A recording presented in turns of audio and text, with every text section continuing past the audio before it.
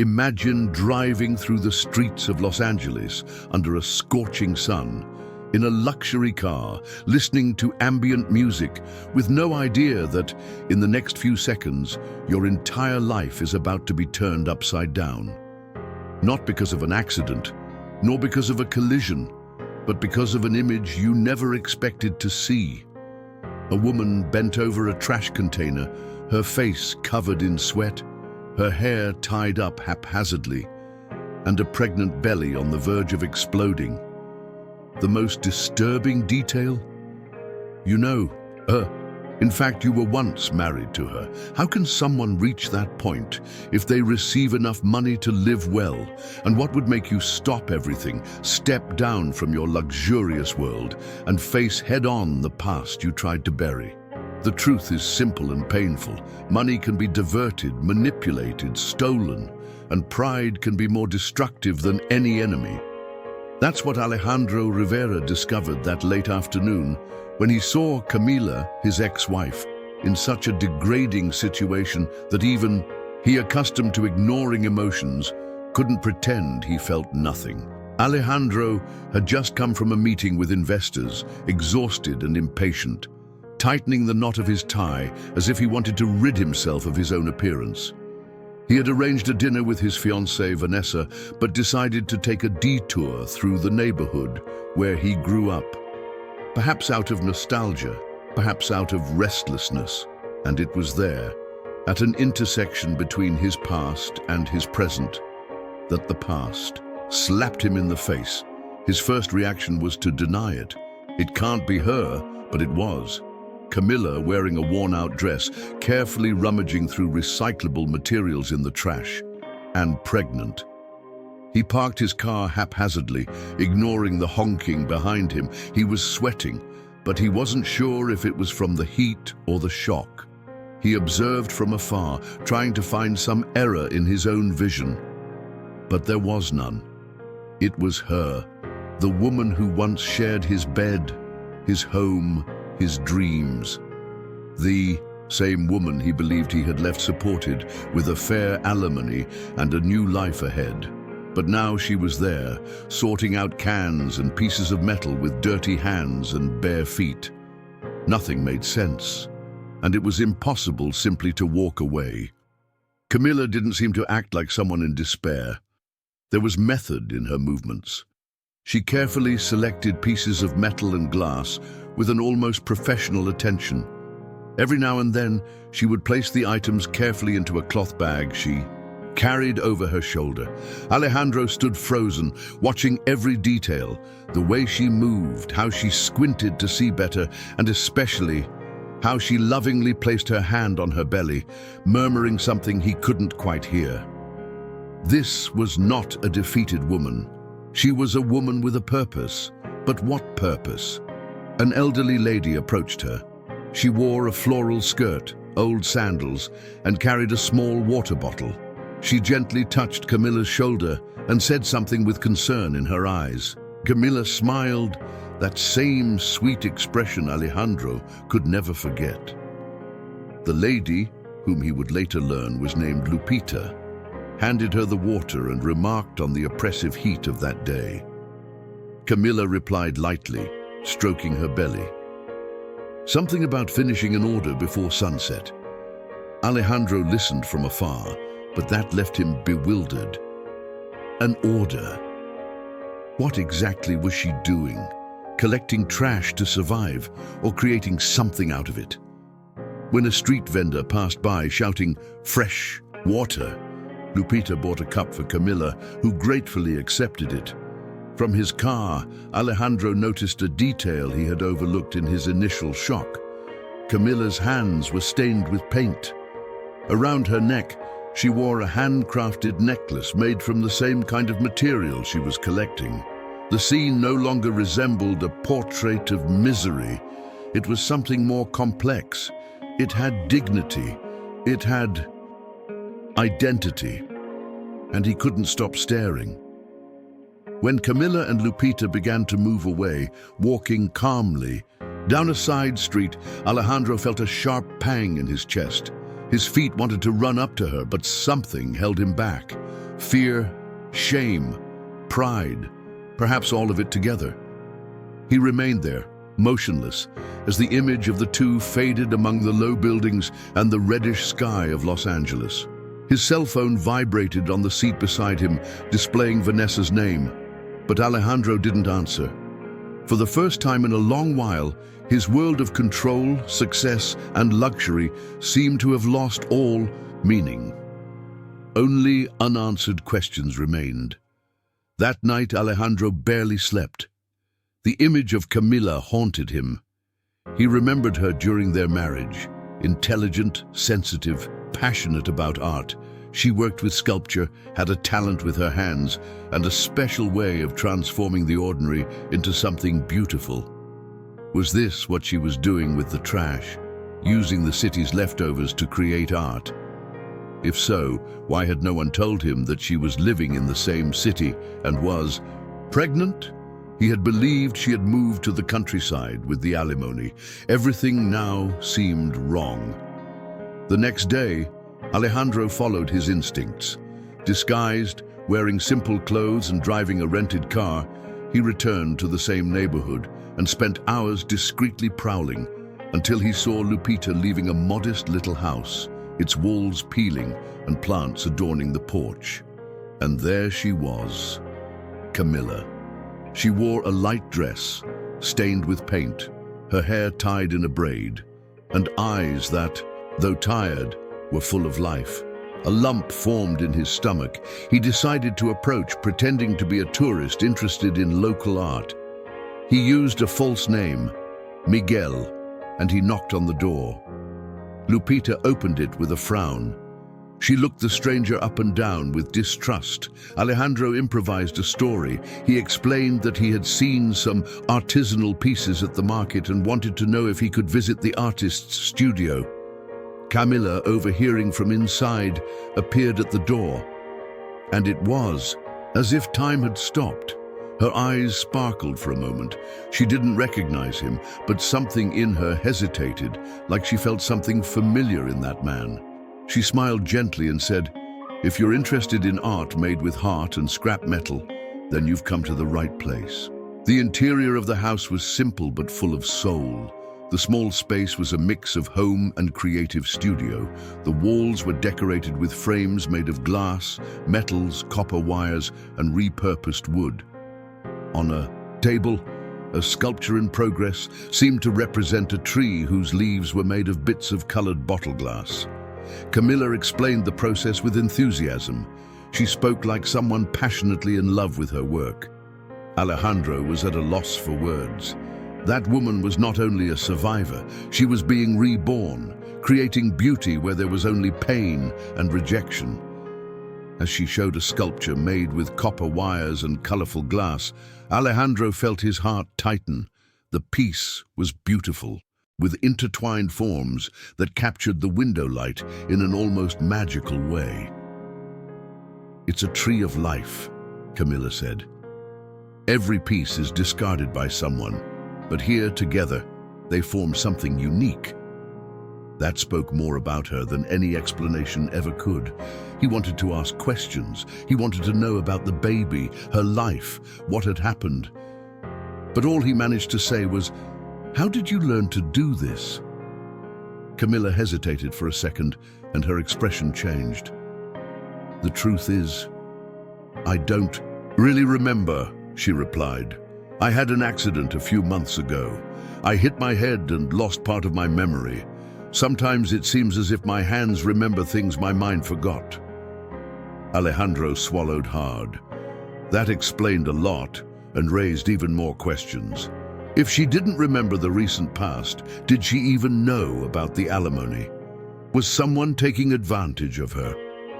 The conversation was interrupted by Lupita, who appeared with a cup of hibiscus water and a still suspicious look. "I brought some materials that might be useful for your work," said Alejandro, pulling out from his bag pieces of metal, bottle caps, and colorful wires he had deliberately bought from scrap shops.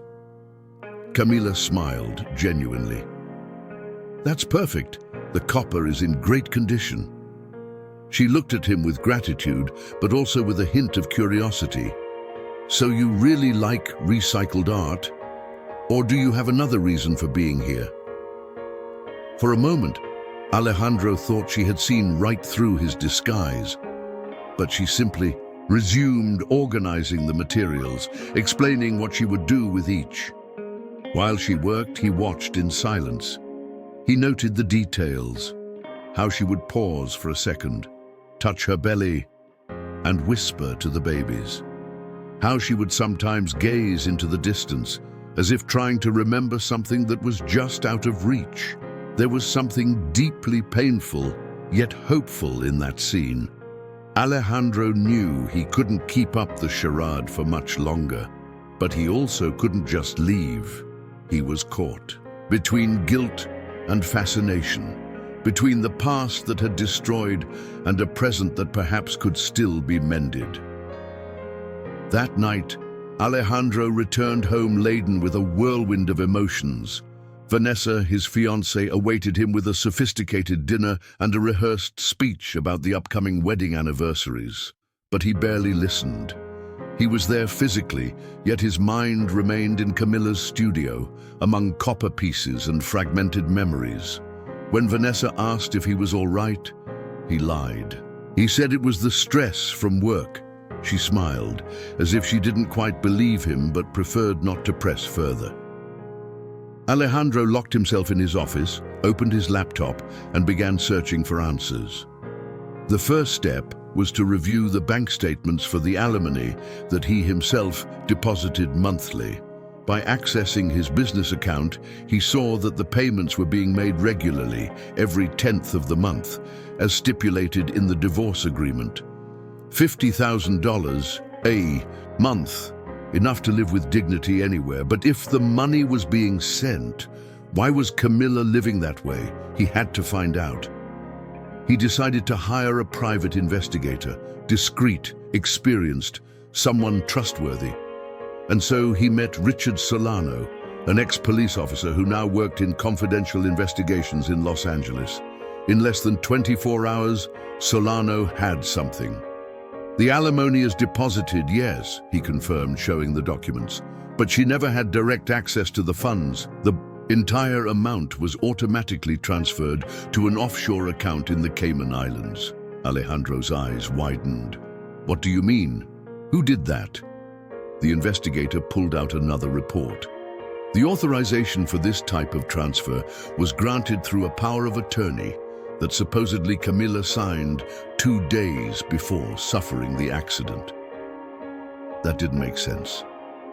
Alejandro remembered that she had been healthy until she disappeared, and he had never heard of an accident. "There's more," said Solano, handing him a photograph. "Her legal representative after the accident is a man named Raúl Cardenas, an accountant. Do you know him?" Alejandro froze. Raúl was his own accountant. He had worked with him for years. He had access to all his accounts, businesses, and investments. He was also a close friend of Vanessa. Alejandro's stomach churned. It felt as if a curtain was slowly being pulled aside, revealing something rotten underneath. And for the first time, he realized what happened to Camilla was not a matter of chance. It had been planned, and perhaps not by her. Alejandro spent a sleepless night, replaying in his mind every detail of the past few months. Vanessa's evasive conversations, her insistence that the wedding happened soon, the increasingly impersonal meetings with Raúl. Everything began to make sense, or rather, to lose all sense. The next day, he scheduled a meeting with Raúl in the hotel's office. He wanted to look the man in the eyes and hear his version.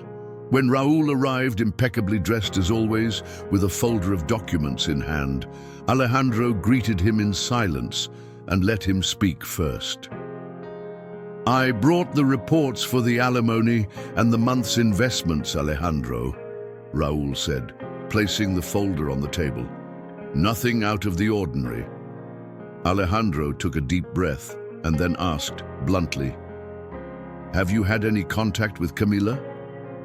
Raúl hesitated for a second. That second was enough for Alejandro to be sure. No, I haven't. Heard from her in months. I thought she had moved to the countryside. Alejandro grabbed the account statements and slammed them onto the table. Then explain this. And what about that power of attorney? You arranged it, didn't you? Raúl tried to remain calm, but he was already pale. The door suddenly opened. It was Vanessa, as well dressed as always, but with a piercing look. I thought we were in this together, Alejandro. He slowly stood up. Did you know? She crossed her arms. I knew that. Camila was a problem. She was holding you back, distracting you from business, from focus. The accident was a misfortune, but we took the opportunity to keep her out of the way. Alejandro felt as if he had been punched. You stole her money, and she lost her memory, and you all just went on with your lives. Vanessa looked at him coldly. It was the best for everyone. That was the last straw. Alejandro grabbed the documents and left without looking back. His heart pounded in his chest with fury and guilt. He had trusted the wrong people. He had entrusted his money, his life, and even his truth to those who manipulated him with a smile. But Camila was there, alive, fighting, transforming trash into art and protecting the life growing inside her. And he, more than ever, knew he had to set things right. But to do that, he would have to go all the way. Discover what really happened that night and protect her at any cost. Alejandro set up another meeting with Richard. Solano. He needed more. He needed proof. In a discreet cafe in downtown Los Angeles, the investigator handed him a USB drive and an envelope with detailed records. The cameras in the building where Camila lived were operational that night, he explained. She entered Raúl's office around 9 o'clock. She left 30 minutes later, visibly shaken, carrying a folder. Alejandro flipped through the photos. Camila was captured emerging from an elevator with a look of panic. Minutes later, the car that hit her appears out of nowhere, and guess who was driving? Raúl, or someone hired by him. Alejandro clenched his fists. His face burned with anger and regret. She was trying to warn me, he said in a low voice. She probably discovered something and was silenced. Solano nodded. The worst part is that she doesn't remember, and any attempt to force her memory could cause a dangerous emotional shock. Alejandro recalled the advice of the neurologist he had secretly consulted. Retrograde. Amnesia with preservation of motor and creative skills. Memories may return in fragments, but they must be treated with extreme caution. Now everything was a race against time. That same afternoon, Alejandro returned to the neighborhood where Camila lived. He carried with him a bag with tools, new paints, and carefully selected pieces of copper. He told himself that it would be just another visit, but he knew it was a lie. Deep down, he wanted to be near her. When he arrived, she was organizing her pieces for the market. "Miguel!" she exclaimed joyfully, still unaware of who he really was. "You arrived at just the right time. I'm finishing a new sculpture, and these materials fit perfectly." He helped her load the pieces and set up the small stall at the market. As she arranged everything with a sparkle in her eyes, Alejandro noticed people stopping to admire her works. Tourists, locals, even children. Everyone watched in awe as that trash was transformed into beauty. "You should. I charge more for this," he said as he observed one of the sculptures. Camila smiled. "I don't create for money. I create because it saves me day after day." A group bought one of the larger pieces, and she almost cried with emotion. "Sometimes I feel like I know you from somewhere," she commented while tucking away the money. "There's something in the way you look at me." Alejandro felt paralyzed from within. Camila's comment left Alejandro speechless. For several seconds, everything around him seemed to fall silent. He thought about telling her everything right then, but the fear of triggering a collapse held him back. "Perhaps we've crossed paths before," he murmured, diverting his gaze. Camilla nodded, as if accepting the doubt without wanting to delve any deeper, but something within her seemed restless. For the rest of the afternoon, amidst one sale after another, she looked at him more intently, as if trying to fit together the pieces of a jigsaw puzzle. And somehow, he felt that this day would mark a turning point. When the market closed, Alejandro accompanied her home. Before entering, she stopped at the door and said, "Thank you, Miguel, for everything. There's something about you that makes me feel safe." And then, without quite understanding why, she embraced him. It was a spontaneous, tender gesture. And in that touch, like a spark igniting a long-forgotten fuse, Camilla froze. The smell, the warmth of his hug, the firmness of his arms, everything seemed to trigger a dormant memory. She slowly pulled away, her eyes lost. I think I do know you. Or perhaps I once knew you." And then dizziness set in. Alejandro rushed to catch her before she fell. Lupita appeared at the door, alarmed, helping her inside. Camilla was pale, her breathing rapid. "It's just the baby's moving a lot," she said, trying to smile. But it wasn't just that. That night, as she lay down, Camilla had a vivid dream. An art gallery, a dance under soft lights, and a male voice whispering in her ear. She woke up in tears, with the name Alejandro echoing in her mind. She didn't know what it meant, but something inside told her it was important. Very important. The next morning, while cleaning brushes and organizing her tools, Camilla hummed a gentle melody. Alejandro, who had arrived early to help her with a new project, paused at the door, frozen. That music. He remembered it.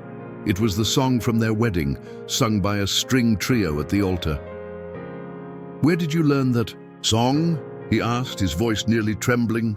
Camilla turned, confused. "I don't know. It just came to mind." He approached slowly. "You used to sing it when you were happy." She looked at him intently, and her eyes filled with tears. "You aren't Miguel, are you?" Alejandro felt his heart race. The moment had arrived, and there was no escape.